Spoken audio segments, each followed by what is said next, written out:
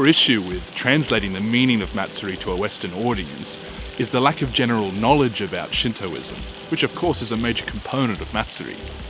This is caused by a number of factors.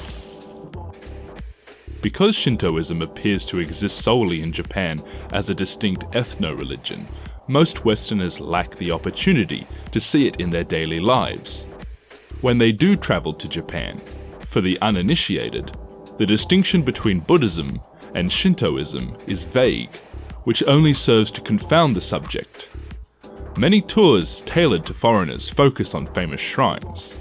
However, even though the tourists might see many shrines as they travel throughout Japan, they cannot see the faith practiced, so to speak.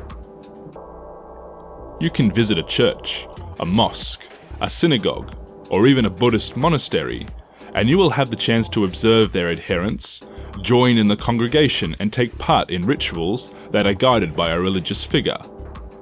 In the case of Shintoism, apart from seeing the odd person make a prayer at the main altar, Haiden, you will fail to spot large groups of supplicants taking part in mass prayer, or raising their voice in song, or wearing special clothes. The exception being for wedding ceremonies, which still require little to nothing from the congregation in terms of prayer or ritual, mainly involving the parents and couple. From my experience, the type of conversation that starts with the sentence, "Because I believe in Shintoism, I must," never arises when talking to actual Japanese people. Because I'm a Buddhist, I can't eat meat. Because I'm a Muslim, I must wear the veil. Because I'm a Christian, I must go to church on a Sunday. Or because I'm Jewish, I must not work on the Sabbath. The point I'm trying to make is that Japanese people rarely have the opportunity or the need to express their religiosity. So, in order to help clarify the religious aspect of Matsuri later on in this article, I feel that it is important to define, in a broad sense, what Shintoism is, while also suggesting specific issues that makes it difficult for a Western audience to come to terms with alone. Shintoism began as, and still is, an animist religion, wherein every object, living or no, contains a deity known as kami. There is no omnipotent creator being. Instead, two important historical/cultural texts, the Kojiki and Nihonshoki, defined specific kami of great importance, and it would appear that these kami have become centralized, but are not dominant within Shintoism.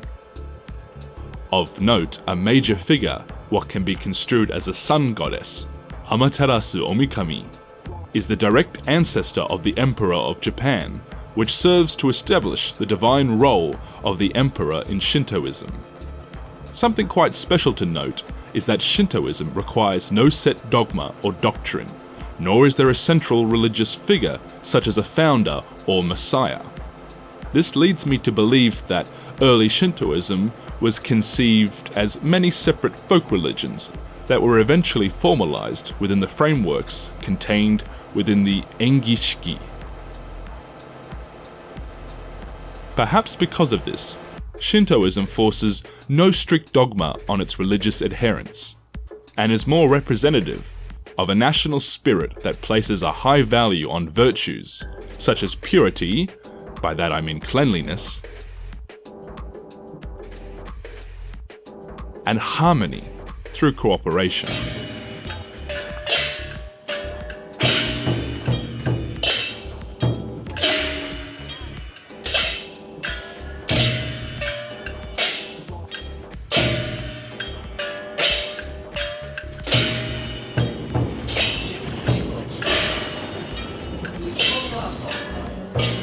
Both of these virtues are found within Matsuri. Also, the lack of dogma might help to explain how the function of worship is divided between civilians and the priesthood. Shinto priests take care of the complex, esoteric, and solemn ritual aspect of the religion, communicating with the gods as a representative of the community. Meanwhile, the community appeases the kami through festivity. This is reflective of the theme established in the introduction of this article, defining twin aspects of Matsuri as ritual and festivity. The primary role of Shintoism in modern Japan is to care for the community in general and adhere to the calendar of festival events. For now, this serves as an adequate, albeit broad, definition of Shintoism as a religion. However, more important than its individual components, how Shintoism is practiced within Japan and how it factors into people's daily lives is far more intriguing, and will better explain the role of Matsuri in expressing religiosity in Japan. Without this next section, it would be difficult to understand how a religious festival can maintain such relevance in a modern, seemingly secular Japan. I can't understand.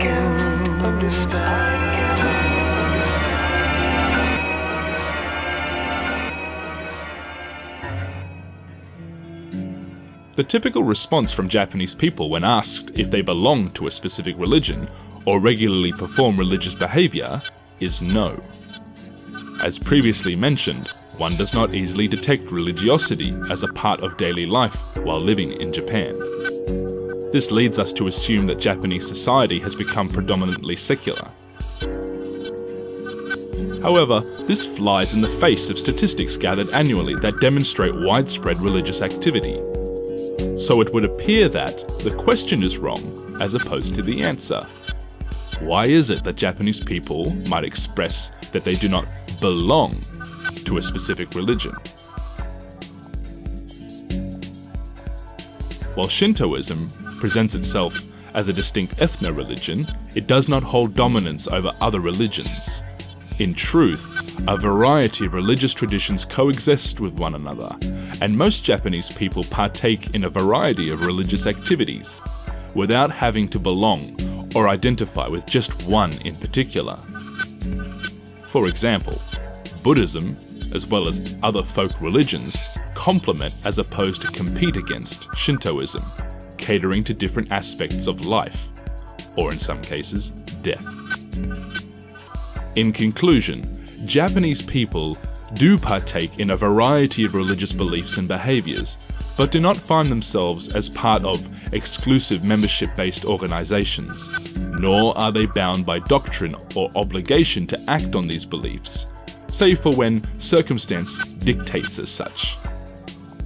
The big takeaway here is that religions in Japan operate very much in the background, only becoming obvious when someone needs a specific service or during Matsuri.